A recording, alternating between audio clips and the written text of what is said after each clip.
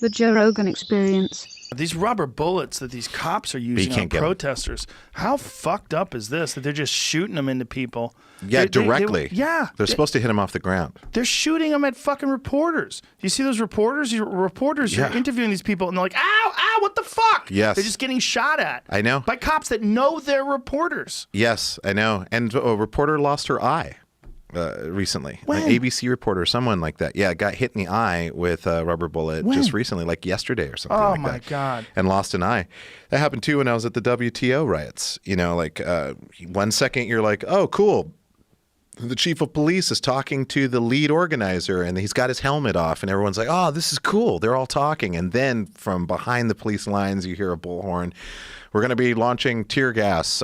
Please clear the area. And you're like, wait a minute, but you guys were just talking. It's like, oh, I don't know. And he doesn't know because that was another order placed by someone that wasn't him.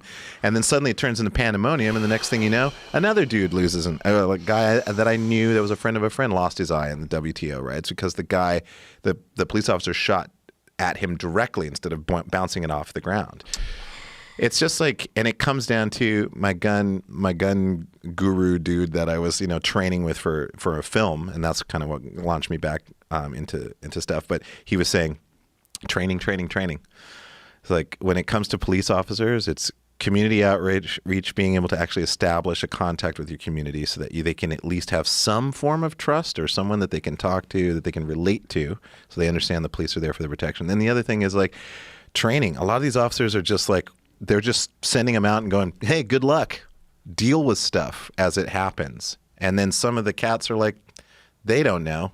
And their anger gets the best of them. Someone's being indignant. And they're like, you know what? I'm going to lay it down. I just think most people do not have the kind of temperament and character to deal with being in a position of having control over other people. Really ultimate, fatal control over other people. I just don't think they have that. I think most people... I think that takes a really powerful person. And there are powerful people out there that handle it well, and they're great cops. Yes. And then there's guys like that guy who put his fucking knee on that man's neck for 8 minutes and 38 seconds or whatever it was. And finally, the family got their own autopsy. And the autopsy showed the man did die from asphyxiation. Yeah, not just asphyxiation, but also from the blood being cut off to the brain. Jeez. Which is really what it is. It's a blood choke because you're putting your shin on the side of the neck. It's cutting off the carotid artery. It's like a choke, like a jiu-jitsu choke. The idea that that's not what killed him is like, come on. What was just a coincidence? What is the autopsy? Like, how corrupt are your fucking medical examiners? Man, I'm telling you, I know where they're like, oh, we need to get ahead of this, and it's like, just fucking tell it like it is. He had pre-existing conditions. Yeah, it's called being black. Yes, that was the pre-existing condition. I know.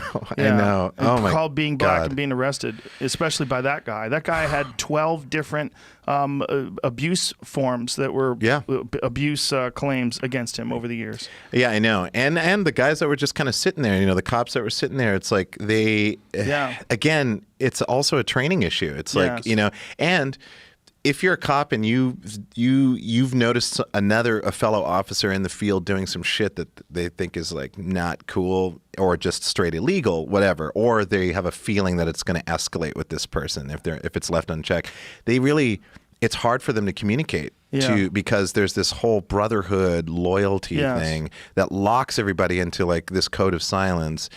And it sucks because, how do you expect police departments to get better if police departments aren't allowing themselves to get better? Well, some people that do step out, they get in trouble, right? Yeah. Some people that do call out other officers for shitty behavior. But there was one woman really recently, I think it was either yesterday or today, there was a guy and he's arguing with these protesters, this male cop, and this woman gets on her knees in front of him and says she's on her knees. And he shoves her to the ground when she's on her knees. And this female officer gets in the guy's face and starts yelling at him. And as he's walking away, she's chasing him down and yelling at him. Oh, God. And it's all on video. So there are examples of good cops who see cops being abusive and go, hey, and this guy was clearly abusive. Like there's one guy standing there and he got right in the guy's face, like intimidating him. And then he pushed the girl down. Look, there's a lot of people that shouldn't be cops. And then the stress of those situations where you're trying to take control of a mob, Yes. you know, it turns bad. Or you get that sheriff from Flint, Michigan. Did you see that video? Oh, that was amazing. It's amazing. That was amazing. It's beautiful. It brings a tear to your eye. It really did. He's like, we're going to put down the batons. We're going to march with you. It's Yes. like, we're all together in this. Yes. And you know, and we want you to have a voice. Yeah. And then he's hugging people and everybody's hugging everybody. Yeah. And then they're walking together. So imagine the cop that pushed the lady down and put him in that situation with those people. Yeah. That same aggro attitude. He'd be yelling at people and telling them to shut the fuck up and pushing them away, and it probably would have escalated. Yep. Or imagine that cop in the other scenario with Yeah. that woman on the ground. He'd probably be like, ma'am, I don't want you on your knees. Like, Yeah. we're all in this together. Like, we all saw what happened to that man, and it's an injustice. Yeah. Let's walk together. Let's try to heal this community. Let's Yeah. try to do better. Yeah, that's what I want to see, man. I mean, that's all it comes down to. It's it's all about behavior, how you handle a situation in the moment.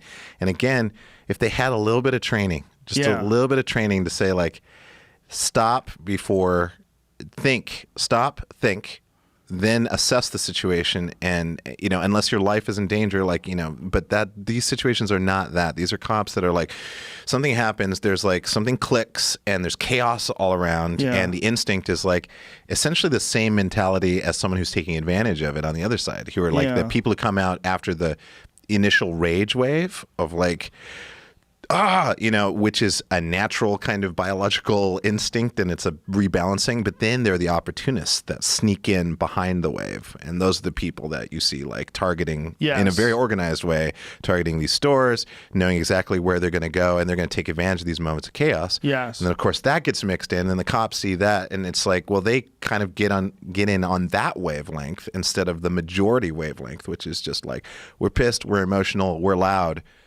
but we're allowed to do this.